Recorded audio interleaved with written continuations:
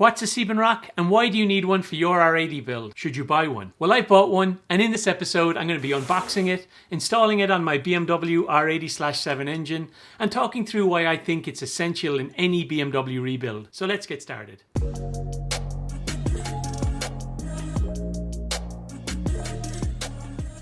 You may have seen some of my previous episodes in this rebuild, but to bring you up to speed, I've got a 1979 BMW R80/7 motorcycle. I've stripped it down and removed every component, every nut, every bolt, and I'm currently rebuilding it into my ideal custom motorcycle. But what's a Siebenrock? If you're still not sure what a Siebenrock is, the short answer is it's a company in Germany that makes aftermarket parts for BMW airhead motorcycles.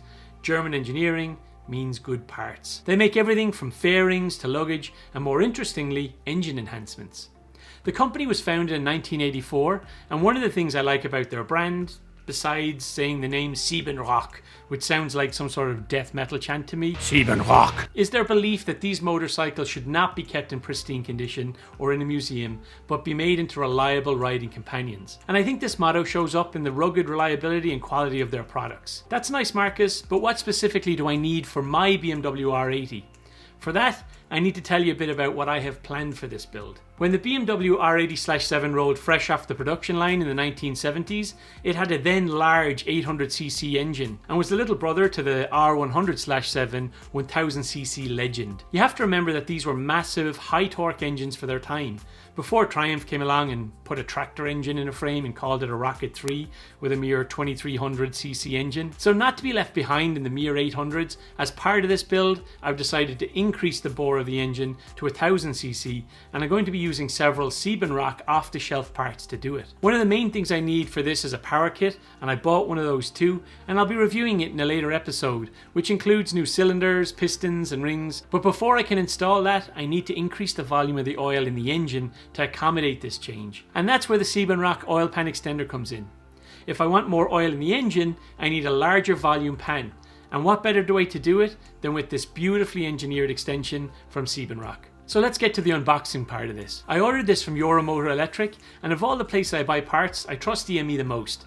I think they're super for a couple of reasons. One being that I find them to be competitively priced, and two, and more importantly, they're incredibly helpful when it comes to product support and advice. I'm not sponsored and I bought these parts myself, but I'm just a big fan. The first thing you see here when I pop this box open are two gaskets, and this is my only real frustration with this product. Siebenrock don't include the gaskets you need for either side of the extension piece of this box for some crazy reason. Luckily, the EME website gives you the heads up when you're ordering, and it saved the day for me. There's nothing worse than ordering parts like this, have them arrive, and then you have to hold off and order a couple of gaskets before you can get going. It's like getting your favourite toy on Christmas Day, only to realise you have to wait for the shops to open so that you can buy batteries. Just include the gaskets and charge a bit more. Anyway, back to the unboxing. So taking the extender out of the box, the first thing I noticed was just how fantastic the extender looks. This is definitely a taste thing, but I think the die-cast Siebenrock name really makes this extender stand out and ultimately adds to the overall aesthetic I'm trying to achieve with this build. I'm typically not big on sticking brand all over these things, but with this part I'll make an exception because it just looks so good. You also get an oil suction line extender. After that you get a little baggie with all the other parts that you need, including two gaskets for the oil suction line, a series of screws and washers to secure everything in place, and 14 extended bolts to secure the oil pan and extender in place at the bottom of the engine. Installing the parts is super easy. The first thing you need to do is clean off all the mating surfaces with alcohol wipes and make sure that they're flat. My oil pan has had a tough life, and someone at some stage has been at it with some sandpaper trying to remove some gaskets in the past, but I've checked that it's flat, and I'm hopeful that with the silicone gaskets I've ordered that they'll be forgiving and keep things nice and clean and snug and hopefully keep some of that oil inside. So let's get started with the fun part of this build. What I've got here, I've got everything lined up in front of me, and here you can see the old suction line and the old extender arm that sits on that. So what happens is these two screws go in through the suction cup, through the extension line, and screw into that part on the bottom of the engine. So what we need to do now is, because we're going to be putting this extender in on top of that, we need to figure out which screws that come in the set do we need to use with it. But before we do that, I need to put one of these silicone gaskets on the oil pan. Here I'm using just a gasket sealer, it's kind of a glue to stick the gasket onto the oil pan.